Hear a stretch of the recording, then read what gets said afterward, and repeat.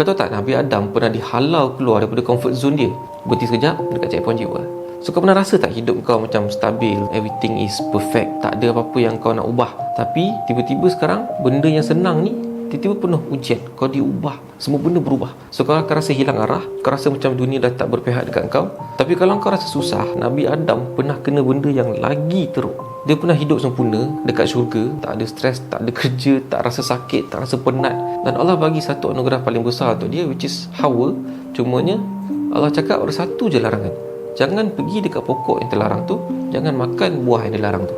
Iblis ni dia dengki gila sebab dia dah kena buang dari syurga, tapi dia tak boleh tengok Nabi Adam ni bahagia. So dia bisik pada Nabi Adam, dia cakap, Allah suruh kau jangan makan buah ni, sebab kalau kau makan, kau boleh kekal di syurga selamanya. Kau tak nak ke hidup macam ni selama-lamanya? So Nabi Adam dan Hawa masa tu, Hawa termakan dengan hasutan tu dan diorang makan buah tu. Dan dalam sekelip mata, everything berubah. Nabi Adam dicampak ke bumi, dan bila dia buka mata, dia dah perasan dia bukannya di syurga dah. So boleh bayangkan tak, daripada syurga ke dunia ni, betapa terkejutnya dia. Macam orang yang tiba-tiba kena pecat kerja tau. Macam bisnes yang dah buat 10 tahun, tiba-tiba habis. So Nabi Adam masa tu dia rasa bersalah. Dia fikir macam Allah dah tinggalkan dia. Tapi sebenarnya Allah tak pernah tinggalkan dia. Allah asyik ajar dia lagi cara cari rezeki, cara nak bertani, cara nak memburu, cara nak bertahan dalam kesusahan, macam mana nak sabar, tawakal.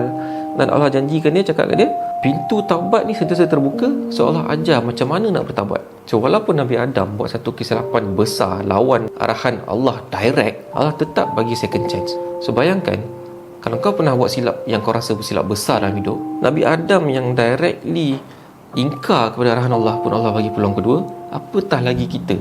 So kalau Nabi Adam kekal dekat syurga tanpa ujian, dia takkan belajar apa-apa. Dia takkan faham makna keampunan, dia takkan kenal susah sebelum nikmat. Sebab dia jatuh ke dunia ni, barulah dia jadi lagi kuat, lagi dekat dengan Allah, dan juga dia lagi faham kasih sayang Allah tu macam mana. Sebab tu setiap kali kita kalau kena keluar daripada comfort zone kita, kita kena ingat yang benda tu bukannya hukuman. Itu adalah Allah tengah set upkan kita untuk kita jadi lagi kuat daripada sebelum ni. Dunia ni bukan tempat yang senang. Dunia ni tempat yang struggle, tempat yang belajar, tempat sementara kita. So apa yang kita boleh belajar daripada benda ni?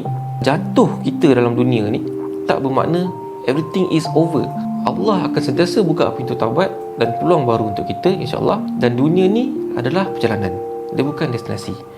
So kalau kau rasa hidup kau tengah susah sekarang, kau tengah down, mungkin ini bukan kejatuhan, tapi ini adalah langkah pertama untuk kau jadi lagi kuat.